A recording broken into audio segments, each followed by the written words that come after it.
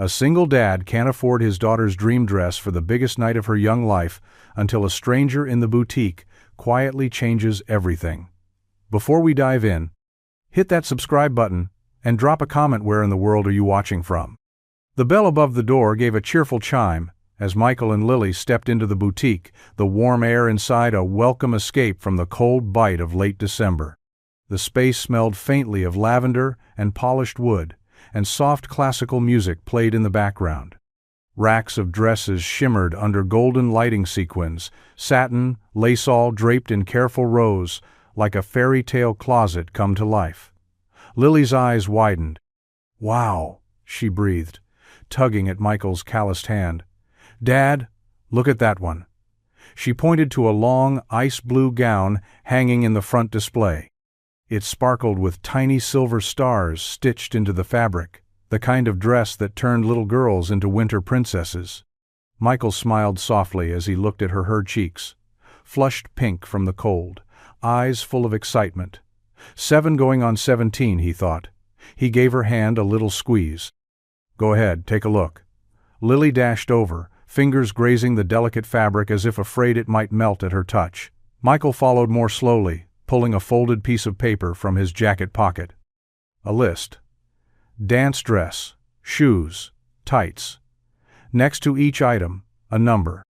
He'd run the totals 3 times the night before, circling the lowest options in hopeful pencil. A polite voice cut in. "Can I help you find anything?" A young woman with perfectly styled hair and a name tag that read Mara smiled at them. Michael returned the gesture, lifting the list. "Just browsing today. School dance coming up." Mara's gaze moved from the paper to Lily, then to the blue dress. "Ah, that one's a favorite. Just came in. It's $4.99. Michael's smile faltered slightly, but he nodded. "It's beautiful." He caught Lily's hopeful glance, the silent question in her eyes. "Can we?" He gently shook his head, barely perceptible, and her expression didn't fall, but it changed. That brave, practiced smile he knew too well settled on her face. "We'll keep looking," he said, voice even. He steered her gently toward a rack in the back, one labeled "Clearance" in quiet, embarrassed letters. Unseen behind a mirrored pillar, a woman paused her browsing. She had heard every word. The dress shimmered like a frozen lake under moonlight. It hung in the front window, poised on a delicate mannequin, with gloved hands and silver heels, as if waiting for someone worthy to wear it. Layers of pale blue tulle floated just above the floor, and the bodice sparkled with tiny silver beads that caught every flicker of light from the boutique's chandelier. Lily stood pressed to the glass, breath fogging the window as she gazed up at it, completely still. Michael had seen that look before, pure awe wrapped in quiet longing. The kind of look a kid gets when they believe in magic, even if just for a second. "That's the one," she whispered, eyes wide. "That's the one I want." Michael didn't respond right away. He stared at the dress too, but with a very different feeling settling in his chest. He didn't need to step inside to know it was expensive. Everything about how it was displayed, how it glimmered, screamed unreachable. Still, he forced a smile. "It's beautiful," he said, tousling her hair. "Like something Elsa would wear." Lily grinned. "Do you think they have my size?" "We can ask," he said gently, already dreading the answer. They stepped into the boutique together, the bell giving that familiar chime. Lily made a beeline for the window display while Michael lingered near the entrance, his eyes scanning for a price tag, something to give him warning before hope got too far ahead. A clerk approached, all soft tones and practiced poise. "Would you like to try it on?" she asked Lily, who nodded with such enthusiasm Michael felt his throat tighten. The clerk smiled and carefully removed the dress from the mannequin. "This one's a size 8, but it should be just right for you." Michael finally saw the tag, $499. He stepped back slightly, folding his arms. Rent was due next week. The heater in the truck still needed fixing. Groceries, gas. A dozen small things that added up fast when you lived paycheck to paycheck. Lily held the dress in her arms, like it was made of clouds. "Dad," she said softly, her voice filled with wonder, "can I just try it on?" Michael nodded, even though everything in him ached. "Of course, sweetheart. Go ahead." He knew it wouldn't leave the store with them, but he also knew the look on her face in that moment was worth 100 dresses he couldn't buy. The changing room door creaked open, and Lily stepped out slowly, hands clutching the sides of the shimmering blue dress.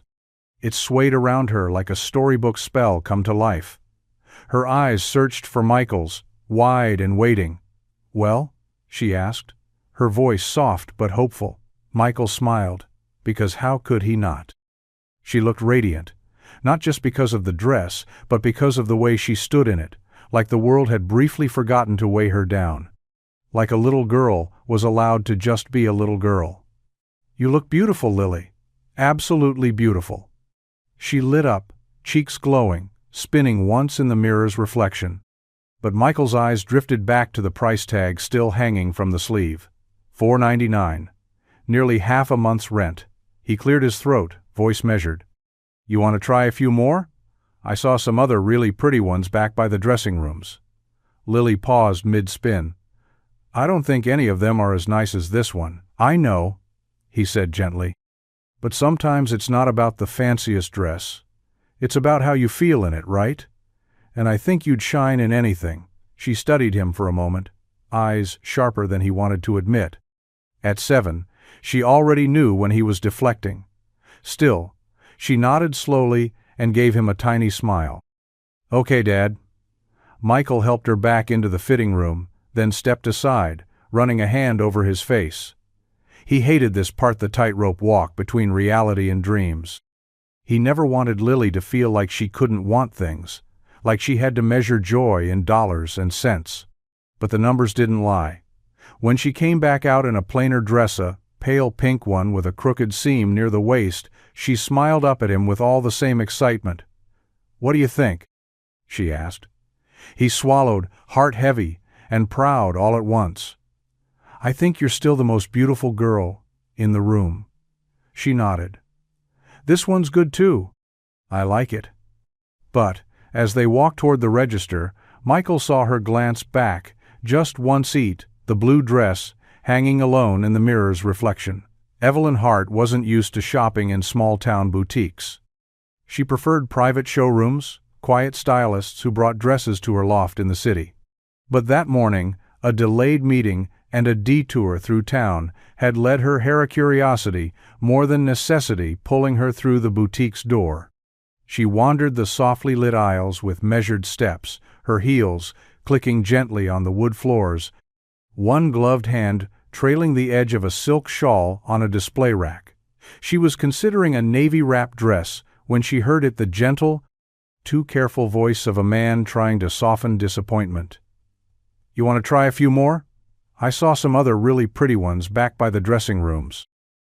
Evelyn didn't turn. She simply stood still, her body angled toward a mirrored pillar, her attention suddenly fixed on the quiet exchange unfolding just a few feet away.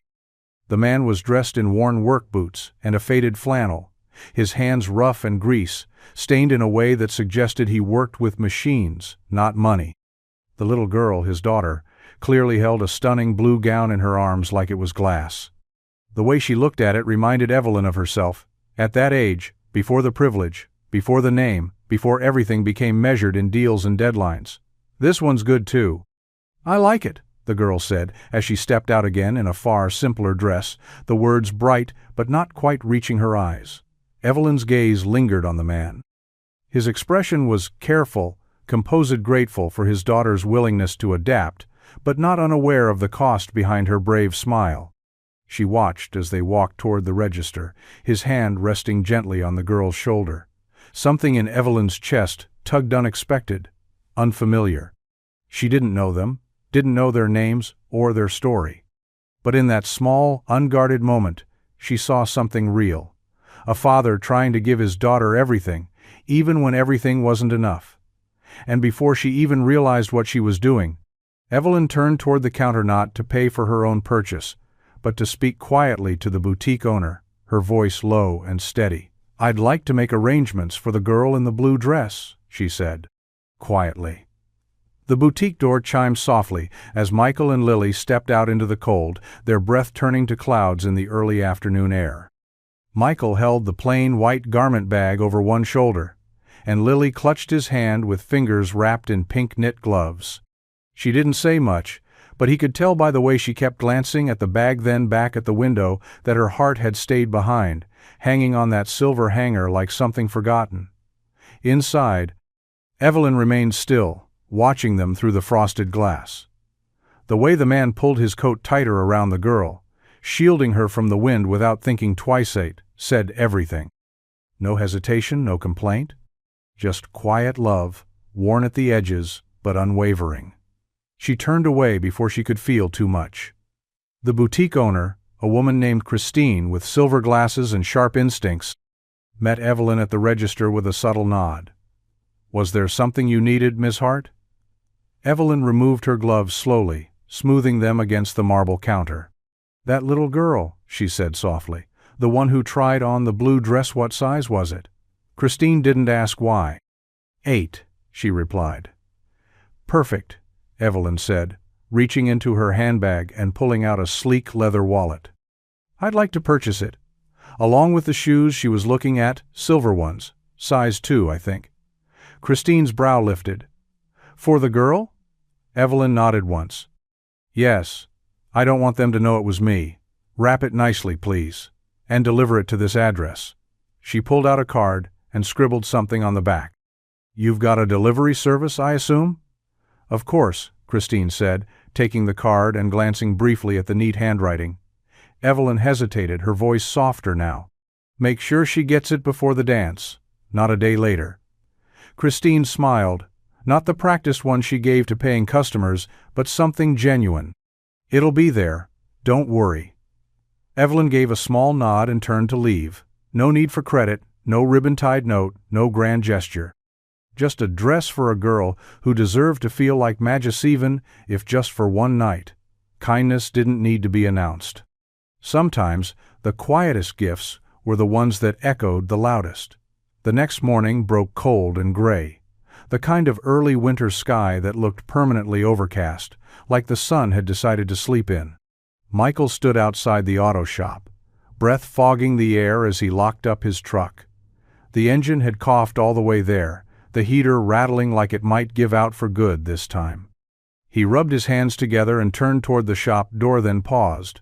Something was tucked beneath his windshield wiper. He glanced around. The street was mostly empty, just a couple of early risers shuffling past the diner across the road and a delivery truck double-parked 2 storefronts down. Curious, he stepped back to the truck and peeled the small white envelope from the glass. It was plain, no stamp, no return address. Just his name, written across the front in delicate, looping script. Inside was a single sheet of folded paper and a smaller envelope tucked inside it. He opened the note first. "For the girl who deserves to shine. A friend." That was it. No explanation, no signature. Just that single line. Michael frowned, unfolding the second envelope with careful hands. Inside cash. A lot of it. His chest tightened as he counted. 5 crisp $100 bills, folded neatly. Enough to buy the dress. Enough to buy the shoes. Enough to make Lily's face light up, in that way he hadn't seen since before her mom passed. His first instinct was suspicion. He looked around again, as if someone might be watching. Anonymous money didn't show up without strings. That was a fact he'd learned a long time ago. But then he looked at the note again. For the girl who deserves to shine. He thought of Lily twirling in the blue dress, the way she'd looked at herself like maybe, just maybe, she believed she could be something special, just for one night. And something in him shifted. He didn't know who had left the envelope, but in that moment, standing in the cold morning air with paper in his hand and hope curling in his chest, Michael let himself believe for once that not every gift came with a catch. Michael sat in the break room of the shop, the envelope resting on the table like it might explode. Around him, the steady rhythm of tools echoed through the garage, ratchets clicking, air compressors hissing, someone's classic rock station playing faintly from a nearby workbench, but he heard none of it. Not really. He stared at the money again. 5 crisp hundreds. Not torn, not folded like tips from a bar. They were clean, fresh, purposeful. Whoever left this had planned it. He turned the note over once more, but there was nothing on the back. No number, no name. Just the simple, handwritten line. For the girl who deserves to shine. There was no mistake about who it was meant for. He picked up the envelope and held it in both hands. It was light. Too light for the weight it carried. A part of him wanted to reject it, return it to no one and nothing. He didn't like Charity, never had. He'd spent years holding everything together with duct tape, late nights, and sheer stubbornness. Taking money from a stranger, even for Lily, felt like swallowing something sharp. But then, his mind drifted back to the boutique. To the blue dress in the window, the way Lily had twirled, glowing with a joy she didn't often let show anymore. He saw again how she'd smiled when she came out in the cheaper dress, all grace and quiet compromise. That look, the one that said, "I know, Dad. I understand." She shouldn't have to understand, not at 7. Not yet. Michael leaned back in the chair and closed his eyes for a moment. He didn't know who had done this. Maybe a kind stranger overheard their conversation. Maybe someone in town who knew too much about his situation. Maybe it didn't matter. What mattered was this. Someone had seen Lily, really seen her, and decided she was worth more than what her dad's wallet could manage. No strings, no demands. Just kindness. He opened his phone and pulled up the boutique's number. "Hi, yes," he said when the clerk answered. "That blue dress in the front window, is it still there?" Michael stood outside the boutique that afternoon, the envelope heavy in his coat pocket, though it couldn't have weighed more than a few ounces. He stared through the glass at the dress still there, still glowing under the soft lighting like it was waiting just for them. The silver stars on the bodice caught the late-day sun and scattered light like glitter across the polished floor. He hadn't told Lily about the envelope, not yet. He couldn't bring himself to. Not until he knew what he was going to do. The door opened with that same cheerful chime as they stepped inside. Lily ran ahead without hesitation, her boots clicking across the floor, her excitement bubbling up like it had never left. "It's still here," she gasped, practically dancing toward the mannequin. "I thought for sure someone would have bought it already." Michael offered a quiet smile, but inside, he was tangled. Every instinct in him bristled at the thought of using the money. He'd worked too hard, too long, to take handouts. Pride wasn't about arrogance, it was about standing tall when there wasn't much left holding you up. But this wasn't about him. He watched Lily's reflection in the mirror as she reached up, brushing her fingers over the dress like it might vanish if she touched it too hard. Her eyes sparkled with something he hadn't seen in a long time, pure, unhindered joy. The kind of happiness that didn't ask for permission. She turned to him, hopeful. "Do you think, just maybe, we could try again?" He didn't answer at first. He pulled the envelope from his pocket, thumb brushing over the sealed flap. "For the girl who deserves to shine." "Yeah," he said quietly, his voice thick. "I think we can." Lily blinked, stunned. "Really?" Michael nodded, clearing his throat. "Let's try it on again.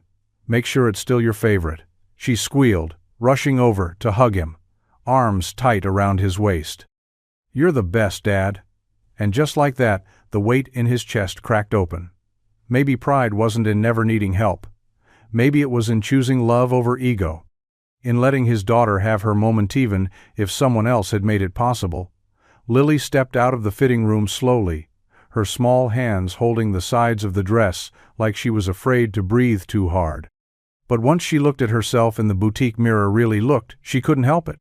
She twirled. The layers of pale blue tulle flared out like a snowflake in motion, the tiny silver stars catching the light, each turn making her laugh with delight. Her joy filled the quiet boutique, soft and sincere, like music only Michael could hear. He stood nearby, arms crossed, pretending to study the stitching along a row of dresses, but he couldn't stop watching her. His daughter, his little girl. For once, not worrying, not settling, not choosing something just because it was good enough. She looked like she belonged in that dress. Not because of the fabric or the price tag, but because it reflected something inside her bright, hopeful, magical. "You look like a princess," he said, voice a little rough around the edges. Lily beamed at him, eyes glowing. "Do I really?" He nodded. "The kind they write stories about." The sales clerk approached, smiling warmly. "Would you like us to wrap it up, sir?"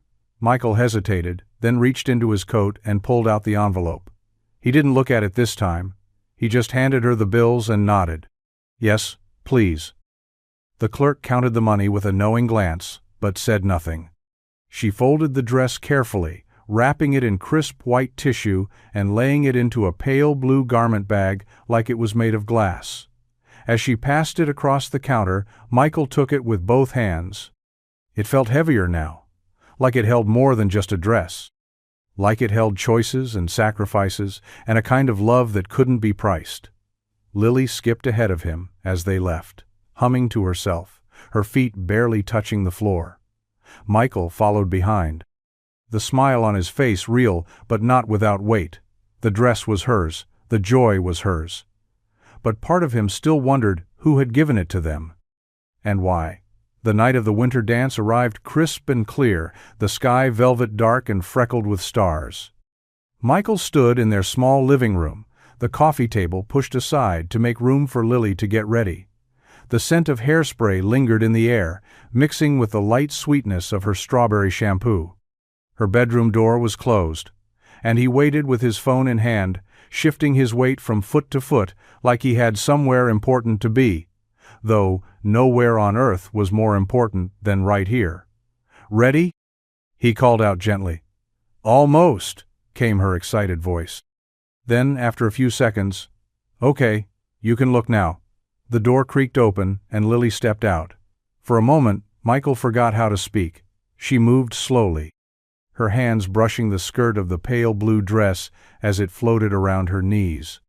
The silver stars shimmered with every step, and her hair was swept to the side in soft curls, a little clip holding back the strands she'd always insisted were too wild. Her shoes sparkled faintly in the lamplight.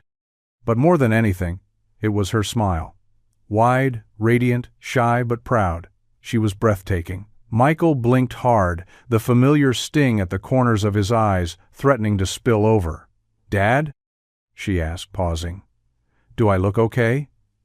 He let out a quiet laugh, thick with emotion. "Lily, you look more than okay. You look like magic." She beamed and gave a playful twirl, the skirt catching air like a cloud. "Wait, wait," he said, lifting his phone. "Hold still, no wait. Do that again." She twirled once more, arms outstretched, giggling as he snapped photo after photo. Michael didn't care that his phone was old or that the lighting wasn't perfect. These pictures weren't for anyone else. They were for the days he needed to remember that even in the hardest moments, he'd done something right. "You think Mom would have liked it?" Lily asked, voice quieter now. Michael nodded slowly, a lump rising in his throat. "She'd be in awe, just like I am." And as he zipped up her coat and walked her to the car, dress carefully cradled beneath it, he couldn't help but feel like something larger had wrapped around them that night. Not just fabric and tulle but grace. Across the street from the Turners' modest home, a dark-colored sedan sat parked beneath a quiet stretch of maple trees, its engine off, its windows slightly fogged from the cold. Inside, Evelyn Hart sat behind the wheel, gloved hands resting motionless on the steering wheel, her eyes fixed on the warm yellow glow spilling from the house across the way. She hadn't meant to stop. Not really. She'd been on her way back from a meeting in a neighboring town when something, maybe a pull, maybe just curiosity, had drawn her down that quiet residential street. She'd recognized the house immediately. Christine, the boutique owner, had given her the address when Evelyn insisted on a discreet delivery. "In case something goes wrong," she'd said. Nothing had gone wrong. Evelyn watched now as the front door opened and Lily stepped out, her small figure wrapped in a winter coat, the hem of a pale blue dress peeking out beneath it like a secret. Her father followed, placing a careful hand on her back as they made their way down the porch steps. Lily was glowing. Even from a distance, Evelyn could see it, that joyful light in her posture. The way she tilted her head up, as if the world finally saw her the way she saw herself.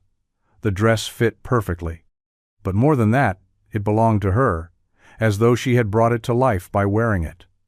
Michael walked her around to the car and opened the door with a practiced gentleness. There was no rushing, no fumbling, just quiet care. He helped her in, closed the door softly, then paused for a moment, head bowed, hands in his pockets, as if gathering himself. Evelyn looked away, a sudden tightness rising in her chest. She hadn't expected it to feel like this. It was supposed to be simpleia, small kindness, nothing more. But watching them now, it didn't feel small. It felt important. Like she'd stepped into someone else's story for a brief moment and unknowingly left her fingerprint on the page. She didn't start the engine right away. She just sat there, wrapped in silence, watching the taillights fade into the distancer, heart fuller than it had been in a very long time. The engine gave a soft but unmistakable pop, followed by a flicker of warning lights on the dashboard. Evelyn's grip tightened on the steering wheel as her car slowed to a crawl along the shoulder of the narrow, two-lane road just outside town. She sighed, frustrated, and guided the sleek black Mercedes to a stop beside an old gas station sign that squeaked in the wind. "Well, that's convenient," she muttered under her breath, eyeing the glowing check engine light like it had personally betrayed her. She glanced out the window and spotted a modest garage across the street. Turner's Auto Repair, the sign read in faded red paint. A few old pickups were parked outside, their hoods open like yawning mouths. It wasn't exactly the type of place she usually brought her car, but with no cell service and an increasingly angry engine, options were limited. Grabbing her coat, Evelyn stepped out into the cold and crossed the street. Inside, the shop was warm and smelled of oil, rubber, and coffee that had been sitting on a burner too long. Tools lined the walls, and a small radio played low country music in the corner. She approached the counter and cleared her throat. "Excuse me, I think my car just died," she said. "It's a black." Before she could finish, a man stepped out from beneath one of the cars, wiping his hands on a rag. He wore a dark gray hoodie dusted with road grit, and there was a streak of grease across his cheek. He looked up, and their eyes met. Michael blinked. Evelyn hesitated. Something about him felt oddly familiar, the steady eyes, the quiet presence, but she couldn't place him. She tilted her head slightly, polite but guarded. "Do you have time for one more today?"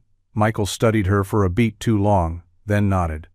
"Yeah, I think we can squeeze you in." He didn't say anything else. Didn't mention the blue dress, the envelope, or the night she'd watched them from her car. She didn't recognize him, not yet. But fate, it seemed, wasn't done crossing their paths. Michael lifted the hood of the Mercedes with practiced ease, the engine still ticking softly as it cooled. He ran his fingers along the edge of the compartment, already narrowing down the issue. Luxury cars weren't new to him. He didn't see many in town. But he'd always had a way with machines, whether they were rusted-out pickups or sleek, polished imports. Still, it wasn't the engine that had him distracted. It was her. He'd known the moment she stepped into the shop. Same coat, same calm voice, same careful presence, like she didn't want to take up too much space but somehow still filled the room. The woman from the boutique. The stranger who had left an envelope on his windshield and disappeared without a word. Evelyn Hart. He didn't say anything. Just nodded, took her keys, and went to work giving her the same quiet attention he gave every car, every customer. But something stirred beneath his steady rhythm, something that felt like unfinished business. Back inside the office, Evelyn wandered toward the counter, her fingers brushing lightly along a shelf filled with engine manuals and a jar of peppermint candies. She glanced at the cluttered desk service invoices, a half-empty coffee cup, a photo frame tilted slightly toward the wall. She leaned in. It was a picture of a little girl in a pale blue dress, twirling in front of a cracked mirror, her smile wide and unfiltered. Evelyn froze. That dress. The dress. The image hit her like a forgotten echo. She stared for a second longer, then slowly looked up, her eyes, meeting Michael's just as he stepped back into the office. Realization bloomed across her face, slow and certain. "It was you," she said softly. Michael didn't look away. He wiped his hands on a rag, then gave a small, knowing nod. "And you were the one who left the envelope," Evelyn exhaled, surprised by how exposed she felt. She opened her mouth, searching for something to say, but Michael just gestured to the photo. "She loved that dress," he said simply. "Still talks about it." Silence settled between them, not awkward, but full. Like the space between two pages in a story waiting to turn. Michael leaned back against the edge of the counter, arms crossed, the rag still crumpled in his hand. The shop felt suddenly too quiet, just the faint hum of the space heater and the ticking of Evelyn's cooling engine outside. He studied her, unsure how to move forward. Part of him had played this moment out in his head before, but now that she was standing in front of him, it felt more complicated. "I wasn't sure I'd ever get the chance to say anything," he said, his voice low but steady. "Didn't expect you to walk into my garage, that's for sure." Evelyn gave a soft laugh, a little nervous. "Believe me, I didn't expect it either." He nodded slowly, eyes dropping to the floor for a moment. "I guess I should say thank you." She tilted her head. "You don't have to." "I know," he said. "That's what makes it harder." Her brows drew together, but she didn't interrupt. Michael exhaled. "You didn't just help Lily. You gave her something I couldn't at the time, something she'll remember for the rest of her life, and I'm grateful for that. But—" he paused, rubbing the back of his neck. "I need to ask why. Was it just charity, a rich woman doing her good deed for the year?" Evelyn didn't flinch. She stepped a little closer, her voice calm and firm. "It was never about pity, Michael." His eyes met hers again, searching. She continued, quieter now. "I saw a little girl who believed in something just for a moment.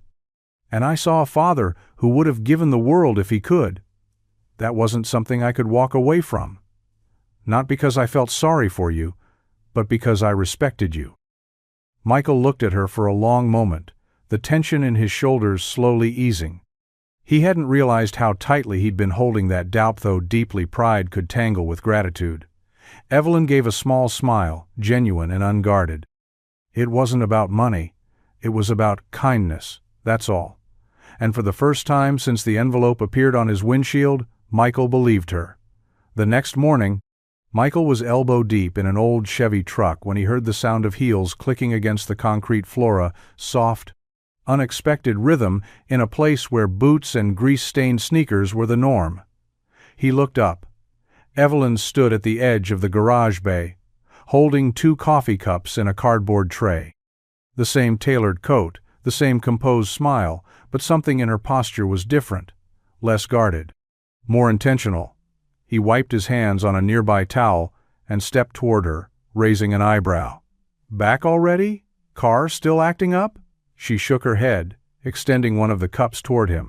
"Nope. Just thought I'd drop by. I figured you probably don't get to sneak away for decent coffee during the day." Michael accepted the cup with a mix of surprise and suspicion. "This isn't from the gas station, is it?" "God, no," she said, mock-offended.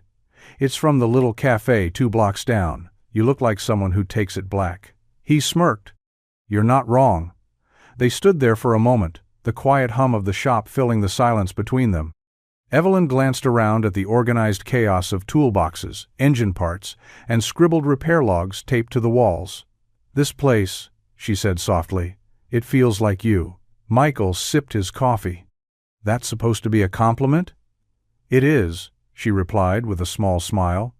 "It's honest, worn in, reliable." He chuckled under his breath, the sound catching him by surprise. "You don't strike me as someone who has much time for places like this." "I don't," she admitted. Or didn't. "But I realized I didn't really want to go back to a world where everything is polished and filtered. Not today." Michael studied her, noting the sincerity in her words. "So what brought you back, really?" Evelyn looked down at her coffee for a second, then met his eyes. "I wanted to know more about you, about Lily, about how someone with nothing extra to give somehow gives everything anyway." He didn't have an answer, but something in his chest stirred a cautious warmth, unfamiliar and quiet. He tipped his coffee toward her. "Guess you'll have to stick around and find out." The bell above the shop door chimed just after noon, and Michael glanced up from beneath the lifted hood of a dusty SUV to see Lily step inside, cheeks pink from the cold and backpack slipping off one shoulder. "Hey, kiddo," he called, wiping his hands on a rag. "Early dismissal?" She nodded, already bouncing toward him. "Yeah." Mrs. Campbell said the pipes froze again. "Can I hang out here till you're done?" "You know the drill. Homework first." Lily gave a theatrical sigh, but smiled. "Deal." She wandered toward the small break room in the corner, but froze when she saw Evelyn seated there, a paperback in one hand and a half-empty coffee cup beside her. The two locked eyes. Evelyn smiled first. "Hi there, you must be Lily." Lily turned to her dad, brow lifted with mild suspicion. "Dad, who's this?" Michael grinned, stepping in. "This is Evelyn. She's a friend. She brought me coffee yesterday and somehow hasn't been scared off yet." Lily approached carefully, sizing Evelyn up like a curious cat. "You don't look like Dad's usual customers." Evelyn laughed gently, closing her book. "I'll take that as a compliment." Michael shook his head. "Lily." But Evelyn leaned down slightly, lowering her voice as if sharing a secret. "I don't usually hang out in garages either, but yours is warmer than most boardrooms." That made Lily giggle, her arms uncrossing. Evelyn tilted her head. "Can I see a picture of your dance dress?" Lily's eyes lit up, and she dropped her backpack immediately. "Wait here." Within seconds, she returned with her phone and a big grin, flipping through pictures with Evelyn leaning close. "That's me before the dance, and this one's me spinning, and that one's my favorite. Dad took it just before we left." Evelyn studied the image, like it was something precious. "You looked like you stepped out of a snow globe," Lily beamed, then looked between her dad and Evelyn with a thoughtful squint. "You're really nice. Are you going to be around more?" Michael raised a brow. "Lily?" Evelyn, still smiling, glanced at him too. "Well, that depends." Lily just grinned. "I hope so." The shop was quiet after hours, the buzz of fluorescent lights overhead softening to a hum as the evening settled in. Outside, the streetlights cast long shadows over the sidewalk, and the last hints of daylight had faded into deep blue. Michael sat on an old bench near the garage's back wall, a thermos of lukewarm coffee in his hand. Across from him, Evelyn perched on an overturned crate, her coat folded neatly beside her, and a half-eaten muffin resting in a napkin on her lap. It had started as a simple check-in. She'd stopped by to ask about a strange noise in her car, but she hadn't brought the car. Just herself. And somehow, staying had felt natural. They'd been talking for over an hour now. "You really wanted to be a writer?" Evelyn asked, her voice gentle, curious, without pressing. Michael chuckled under his breath. "Yeah, back in high school. Thought I'd write some gritty novel about small-town life and broken-down cars. Something honest." "What stopped you?" He took a sip of coffee. "Life. Bills. A daughter who needed her dad more than the world needed another story about rust and regret." Evelyn nodded, quiet for a beat. "You still could, you know. Write something." He looked at her, brows lifted. "You think I have time between break jobs and bedtime routines?" "You find time for everything else," she said softly. He didn't answer that. Instead, he turned the question on her. "What about you? You run one of the biggest firms on the East Coast. That can't have been the dream." Evelyn smiled, small and a little sad. "It was, once. I thought success would feel like freedom, but sometimes it just feels like pressure. People see the money, the title. They don't see the loneliness that comes with being the person who never asks for help." Michael nodded. "Yeah, I know that feeling." She looked at him then, really looked. "How do you do it, Michael? Raise a kid alone? Run a business? Hold it all together?" He leaned back, eyes distant but kind. "One day at a time. Some days you break, most days you bend, but you keep going because there's someone small who believes you can. And Evelyn, sitting in a drafty garage with the scent of motor oil clinging to her sleeves, realized that in all her high-rise meetings and luxury travel, she'd never felt more grounded than in that moment. Rain tapped gently on the garage roof, a soft percussion that filled the silence between words. The shop was closed for the night, the open sign flipped and the bay doors pulled down, sealing them in a cocoon of quiet warmth and dim light. Michael sat with his back against the wall, legs stretched out, grease still faintly smudging his sleeves. Evelyn was next to him, not on a crate this time, but on an old stool pulled from the corner, her heels kicked off, feet tucked beneath her. Neither of them rushed the conversation. There was no need. Michael broke the stillness first. Lily's mom, her name was Hannah. His voice wasn't heavy, just honest, like he'd been carrying the words for a while and was finally ready to set them down. She passed away 5 years ago. Car accident. One of those icy mornings in February when you think you'll be fine if you just drive slow. Evelyn didn't speak, just listened, eyes steady, hands wrapped around a warm cup of tea he'd brewed with a dented kettle on the break room stove. She was good at everything I wasn't, he continued, a faint smile tugging at one corner of his mouth. Organized, optimistic, always had a plan. I was the fixer, she was the glue. He looked away for a moment. I wasn't sure how to raise Lily without her. Still not, some days. I just try not to screw up more than I help. You're not screwing up, Evelyn said quietly. He glanced at her, surprised by the certainty in her tone. You're doing more right than most people with every advantage in the world, she added. I see it in the way she looks at you. Michael gave a small nod, swallowing the lump in his throat. What about you? Anyone ever look at you like that? Evelyn let out a soft breath. Not in a long time. She set the tea down and leaned back. People see what I do, what I own, not who I am. I built an empire, but somewhere along the way, I forgot to build a life. I have meetings booked 6 months in advance, but no one to call when I can't sleep. Michael didn't respond right away. He didn't need to. They sat in silence again, not awkward or strained, just real. Two people who had lost different things, but somehow found a quiet corner of the world where none of it had to be hidden. The invitation had come in the simplest Wayno embossed card. No formal language. Just Evelyn, leaning against the counter at the shop one evening, her eyes light but nervous, asking, "Would you and Lily want to have dinner with me tomorrow? Somewhere different?"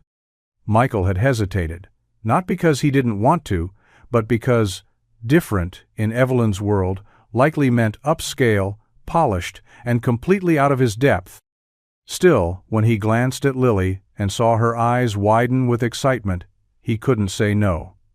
Now, standing in the lobby of the rooftop restaurant, Michael tugged slightly at the collar of his only blazer, an old charcoal jacket that hadn't seen daylight since a cousin's wedding. Lily clutched his hand, wearing the pale pink dress she'd picked out herself and a clip in her hair shaped like a tiny bow. "Dad," she whispered, gazing at the shimmering chandeliers above them. "This place is fancy," he chuckled softly. "Yeah, I figured that out when the valet called me sir and didn't flinch at the truck." Then Evelyn appeared, stepping out from the elevator like she belonged to another world entirely.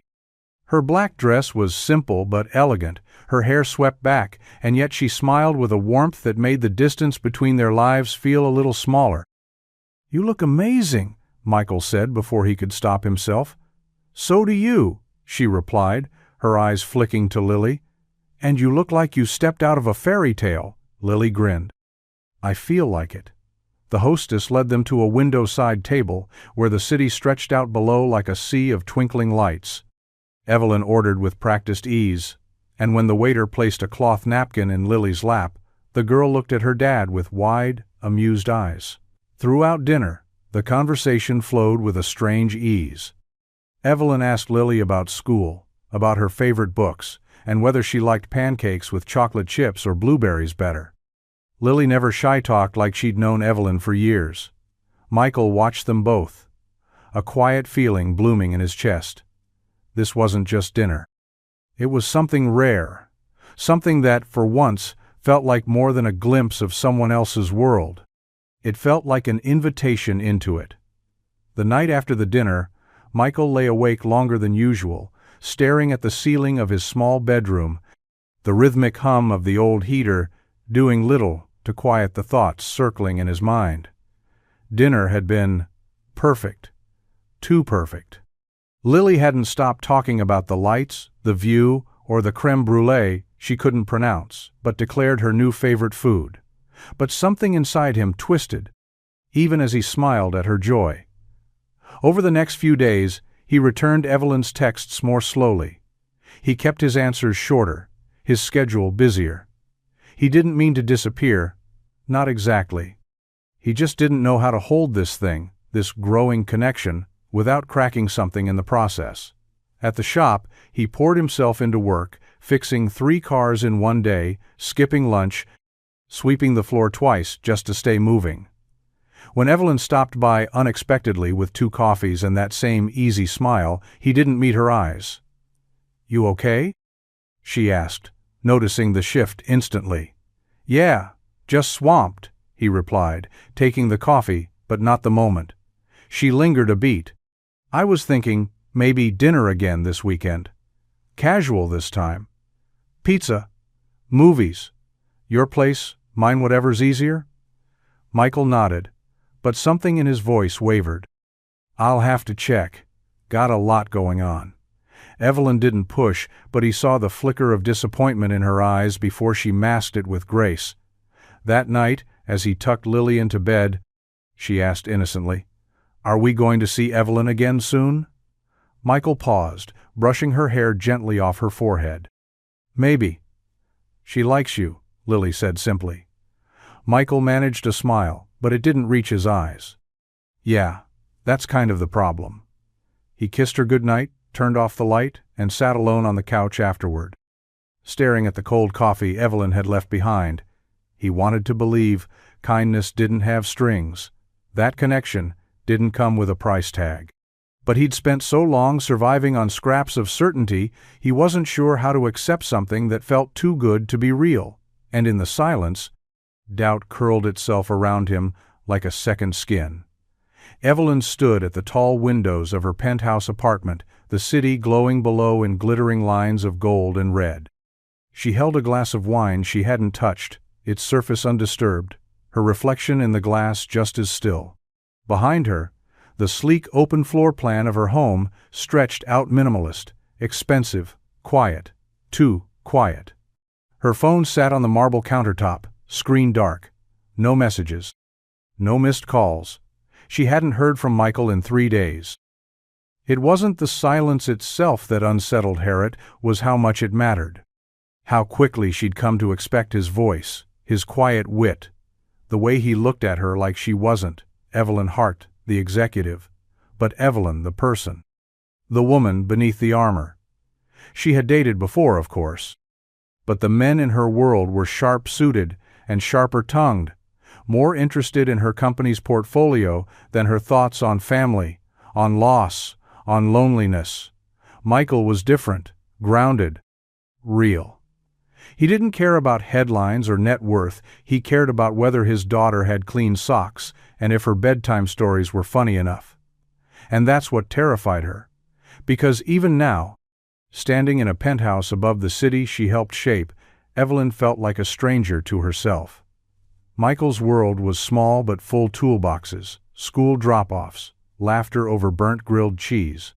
Hers was large but empty, every inch polished, every word curated. She had never wanted to be rescued, never needed anyone to fill the silence she'd chosen. But now, she found herself wondering if she could be more than a passing kindness in Michael's life. If she could belong in his world, or if trying would only unravel them both. She pressed her fingers to her temples, then let them fall. He was pulling away. She felt it. And part of her feared it was her fault, not because of what she lacked, but because of what she had too much of, too much wealth, too much distance, too much of the life he never asked for. But still, she couldn't stop hoping, because somewhere in that quiet garage, Among grease-stained rags and little girl giggles, she'd found something she hadn't known she was missing, and she wasn't ready to let it go. The letter arrived in a pale pink envelope, folded carefully and addressed in a child's looping handwriting. To Miss Evelyn. Evelyn found it tucked inside her mailbox at the front of the boutique, where she still stopped occasionally to browse or exchange pleasantries with Christine. At first, she assumed it was a note from the shop, a receipt, or a thank you. But when she opened it, the handwriting, uneven and full of heart, told her otherwise. She sat down on a nearby bench beneath the boutique's display window and read the letter in the fading afternoon light. The street, quiet except for the rustle of wind and the distant bark of a dog. Dear Miss Evelyn, thank you for the dress. I know you didn't want us to know it was you, but I figured it out after Dad said someone special helped us. And you are. The dress made me feel like someone from a book. Like I could walk into a room and everyone would see me, not because I was rich or perfect, but because I was me. I felt brave. Dad says kindness is the best kind of magic. I think you have it. Sometimes I see you look at him when he's not noticing, and I think maybe you're a little bit lonely too. That's okay. We used to feel like that all the time, but now we don't as much. Because we found each other. You don't have to be a queen or a boss or anything like that all the time. You can just be Evelyn, or even a princess, if you ever wanted to be part of our story. I think you'd be a great one. Love. Lily. Evelyn read it twice, then folded it slowly and held it in her lap, the softest smile breaking through her carefully composed face. The ache she'd been carrying quiet, heavy, and unnamed shifted. Lily had seen her, not the polished woman in black dresses and boardrooms, her. And for the first time in a long time, Evelyn didn't feel like she was standing on the outside of someone else's life. She felt like maybe, just maybe, she'd been invited into something real. The morning was cool and quiet, the kind of early spring day where the breeze carried both a chill and a promise. Michael was under the hood of a battered Ford, sleeves rolled up and grease smeared across his forearm, when a familiar voice cut through the clang of tools and soft country music playing from the corner radio. Do you have a minute? He looked up, squinting against the sun. Evelyn stood just outside the garage bay, hands tucked into the pockets of a light coat, her expression calm but unreadable. He wiped his hands on a towel and walked over. Everything okay? I have something to tell you, she said. Something I hope you won't take the wrong way. That wasn't exactly reassuring, but Michael nodded for her to continue. I spoke with the director at the Maplewood School of Dance, she said. They're trying to expand, offer more classes, bring in new instructors, especially for kids who can't afford tuition. They've been struggling with funding, so I offered to help. Michael stiffened. Evelyn. She raised a hand gently. Wait, let me finish. He stopped. I made the donation under a name that means something to you. Something that means something to Lily. She took a breath. It's called the Hannah Turner Memorial Scholarship. For girls with big dreams and parents who work their fingers to the bone to help them. The air went still between them. Michael stared at her, chest tight. You did that? She nodded. Not for thanks, not for recognition, because your wife sounded like the kind of woman who believed in people, and because I see a lot of her strength in your daughter. He looked away for a second, the emotion creeping up on him faster than he could prepare for. That's a lot, he said quietly. I know, Evelyn said, and I didn't do it to make you feel like you owed me anything. I just thought maybe Hannah's name deserved to keep inspiring people. The way she inspired you, the way Lily inspires me. Michael swallowed hard, blinking quickly. She would have loved that, she really would have.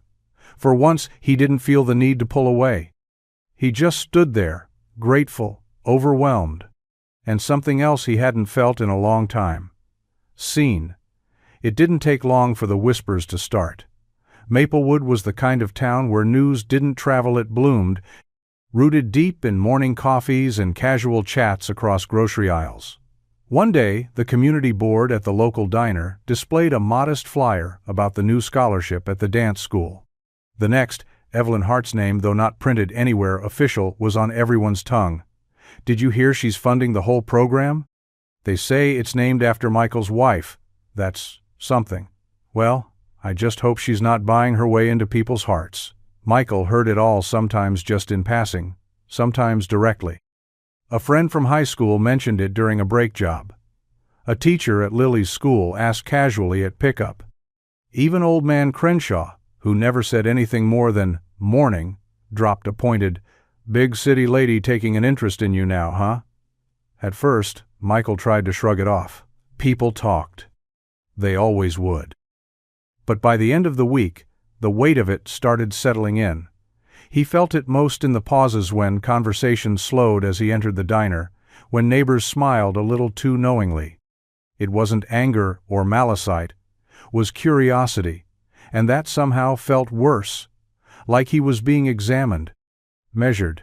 He caught Lily playing in the front yard that Saturday, twirling in her dance slippers with the same joy that always lived in her bones. But even then, he found himself wondering what people thought when they saw them together now. Did they think he'd traded pride for money? That he was letting Evelyn swoop in and rewrite their lives?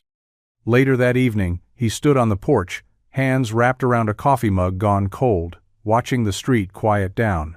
He didn't regret Evelyn's gift, not for a second. The scholarship was good. It mattered.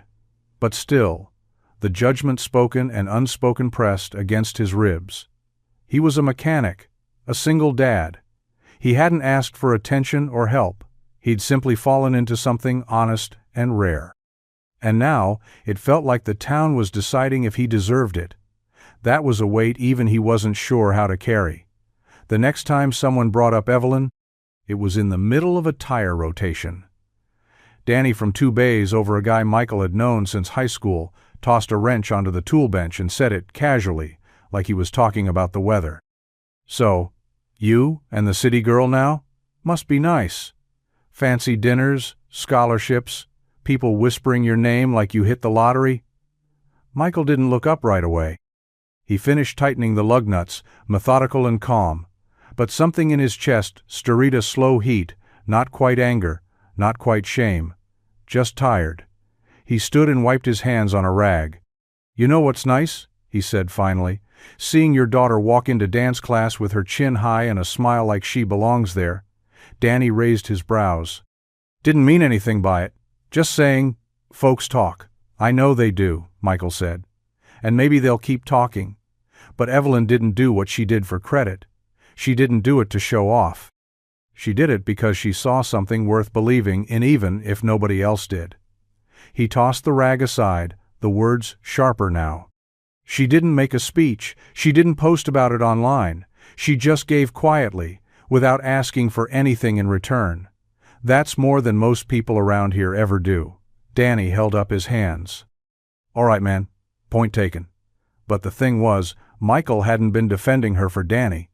He'd been defending her for himself. That night, after Lily was asleep and the house had settled into stillness, Michael sat out on the porch with a blanket over his knees and Evelyn's name echoing in his thoughts. Not just as a woman who helped, but as someone he was beginning to see. Someone with flaws and fears, yes, but with a heart big enough to reach across the invisible line between their worlds. He'd spent so long convinced that real love had to follow certain rules.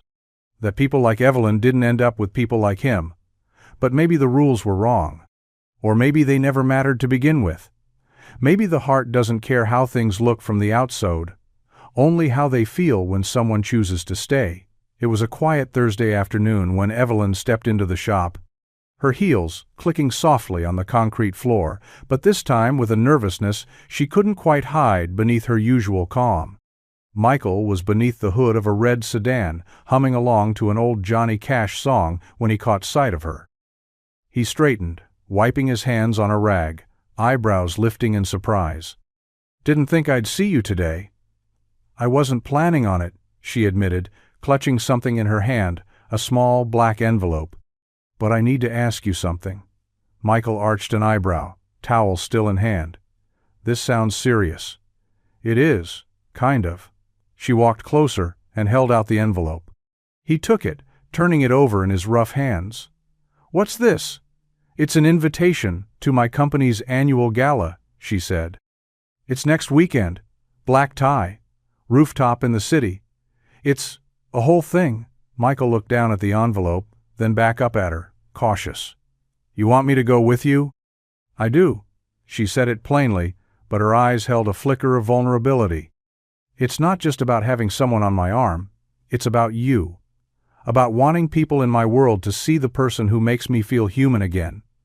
He didn't answer right away. The word gala alone made him stiffen. Black tie, formal wear, champagne-ethos weren't his things. His tux had long since become a memory from a wedding he barely remembered attending. And the idea of walking into a room full of CEOs and investors made his stomach twist. I don't exactly blend in with your crowd, Evelyn. I don't want you to blend in, she said softly. I want you to be there. As you. That's the point. He looked down again at the envelope, the gold lettering shimmering faintly under the garage lights. I'll have to find a suit, he said after a beat. Voice quiet. A smile broke slowly across her face, soft and honest. I think we can figure that out. He nodded, still unsure, still carrying the weight of difference between their worlds, but something inside him shifted. Maybe it wasn't about fitting in. Maybe it was just about showing up. And for her, he was ready to try. The suit came in a garment bag, delivered by Evelyn herself, though she insisted it wasn't a gift, just a borrowed favor from someone who owed her a tailored miracle. Michael had protested, of course, but not too loudly. Deep down, he knew there was no way the ancient suit buried in his closet was making a second debut. Not for a night like this. Now, as he stood in front of the mirror in his bedroom, Michael adjusted the black tie for the third time, fingers fumbling with a knot that just wouldn't sit right. Are you sure this is how it goes? He called toward the hallway. Lily burst in with a grin, her sneakers squeaking on the wooden floor. You look awesome, Dad. She stopped in the doorway, eyes wide with approval. Like, seriously, you could be in a movie. Michael laughed, dropping his hands. That's a stretch. She marched up behind him and reached for the tie, her small fingers surprisingly confident. Miss Campbell showed us how to do this at school. For career day. Well, thank Miss Campbell for me, he murmured, letting her work. Once she was finished, he turned to face her fully. What do you think? Lily crossed her arms and studied him with mock seriousness. Sharp, mysterious, definitely not a mechanic. Michael smirked. I'll take that as a compliment. She smiled, but then her tone softened. You look happy, Dad. He paused. That quiet truth landed somewhere deep. I think I am. She stepped forward and straightened his collar like her mother used to, and he saw a glimpse of the girl she was growing in torso full of light and heart. You nervous? She asked. A little. She grinned. You're gonna be great. Just don't spill anything on your shirt. Michael chuckled. Noted. Outside, the sound of a sleek car engine purred into the driveway. Lily ran to the window. She's here! Michael grabbed his coat, giving the mirror one last glance. The man staring back at him was still the Samuro Hands, worn heart, but tonight he looked ready to step into a world he never thought he belonged to. And maybe, just maybe, he'd earned a place in it. The gala shimmered like something out of a dream. Michael had seen tall buildings before, but never like this lit from within, glass walls stretching high into the sky, each floor humming with movement and money. The rooftop venue was even more surreal. Strings of white lights glowed above linen-draped tables, waiters in black vests moved like dancers, and the city stretched below them like a blanket of stars. Michael adjusted the cuffs of his borrowed jacket for the 5th time as the elevator doors opened. His boots had been traded for polished dress shoes, his usual oil-stained hands scrubbed clean. But still, he felt like a misplaced puzzle piece, something sturdy and real in a world too smooth, too shiny. Then Evelyn appeared. She was waiting just beyond the elevator, draped in deep navy satin that hugged her frame with effortless elegance. Her hair was swept back, a soft silver necklace catching the light at her collarbone. But it wasn't the dress or the glamour that made Michael stop it, was the way she smiled when she saw him, like everything around them, faded into quiet. You made it, she said, stepping closer. You sure? he asked, his voice low, a half-smile playing on his lips. "Might have taken a wrong turn into a magazine cover." Evelyn laughed, the sound soft and steadying. "You belong here." "I'm not so sure about that." He meant it half-joking, but there was an edge of truth he couldn't shake. Men like him didn't walk red carpets. They stood behind velvet ropes, watching. She reached for his hand, just like that. No grand gesture, no dramatic moment. Just her hand sliding into his with quiet certainty, her fingers curling between his. Warm, steady, real. "I am," she said simply. "And if anyone asks, tell them you're with me." Her voice wasn't possessive, it was proud. And somehow that was enough. Enough to soften the noise in his head. Enough to make the champagne sparkle less intimidating, the silk dresses less distant. Enough to remind him that showing up didn't mean pretending to be someone else. With her hand in his, Michael walked into the gallinade as a guest, not as a visitor, but as someone who had been chosen to be there. And for the first time all night, he believed he deserved it. The music swelled around them, soft jazz, weaving through the warm hum of conversation, the clinking of glasses, and the occasional burst of laughter from some corner of the rooftop. Michael moved with Evelyn from one group to the next, her hand still loosely looped through his arm, her posture poised, her smile graceful. But he could feel it. The eyes. Polished men in bespoke suits. Women with diamonds at their throats and curiosity in their expressions. No one said anything outright, but the glances were lingering, the smiles tight, the conversations pausing just long enough when he entered the circle. "Who is he? He doesn't belong." "That's the mechanic, right? From that town, what's it called? Maple something?" Michael caught a whispered comment near the bar. "Something about a project," said with a too smooth chuckle. And though Evelyn's grip on his arm never faltered, something inside him did. He leaned in. "You're making headlines," he murmured. She arched a brow, sipping her champagne. "Am I?" "They're staring like you brought a coyote in a tux." Evelyn's gaze drifted calmly over the room. She saw it, tooth, curiosity, the judgment. But when she looked back at him, it was as if the rest of the world had disappeared. "Let them talk," she said, the corners of her mouth lifting in the smallest, most deliberate smile.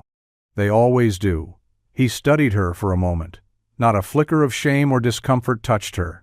She wasn't embarrassed not of his worn hands or quiet way of standing slightly outside every conversation.